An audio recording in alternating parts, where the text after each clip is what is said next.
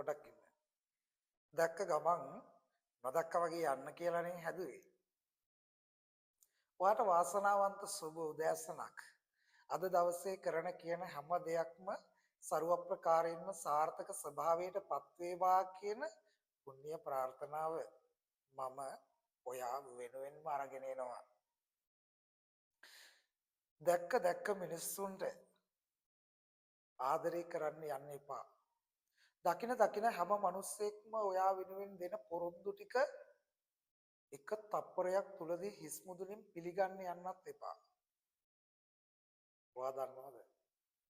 දකින මිනිස්සු තමන්ගේ අවශ්‍යතාවය ඉටු කරගන්න ඔයාව රවට්ටන්න දීපු බොරු පොරොන්දු ටික ඔක්කොම ටික තප්පරයක් තුල ඔයා ඔළුවේ දාගත්තොත් එහෙම ඒ මිනිස්සු එක තප්පරය තුලදී එක පොරොන්දු ඇස් 50 පිට කඩලා දානකොට බිඳලා දානකොට ඔයාට තේරෙයි මං කිව්ව කතාව. මිනිස්සු එක පොරොන්දුව ගානේ කඩලා දානකොට ඔයාගේ හදවතේ ගිනි ජාලාවක් ඇවිලිලා ඒ ගින්නෙන් ඔයා පිච්චි ජීවත් වෙනවා කියනකොට ඔයා ඒක තේරුම් ගන්නවද? ඔයා ඇත්තටම ගොඩාක් අවංක කෙනෙක් වෙන්න ඇති.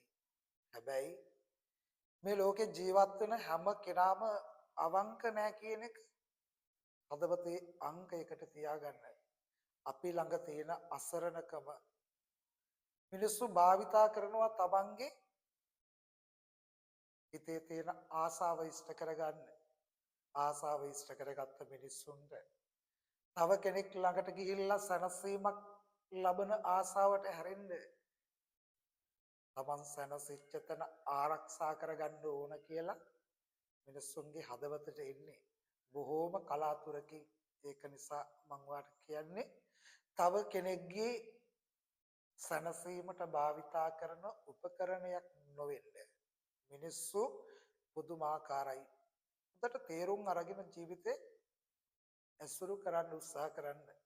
මේ ලෝකෙ මිනිස්සු දින පොරොන්දු ටික තප්පරයක් තුල ඔළුවේ දාගෙන මාස ගණන් අවුරුදු ගණන් වාගේ ජීවිතයේ දුක් කින්දරක් පපුවේ දරාගෙන වේදනාව විඳින්න විතරක් ඔය උත්සාහ කරන්න එපා.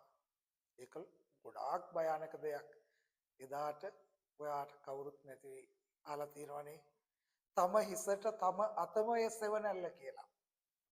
මේ ලෝකේ දකින තැන මිනිස්සු ඕන තරම් ඉන්නවා. හැබැයි ඔයාට දෙයක් වුණාට පස්සේ ඔයාට ඉන්නේ ඔයා විතරයි. එහෙනම් ගිහිල්ලා එන්න. වඩ සාර්ථක දවසක් වේවා. ත්වන් සරණයි.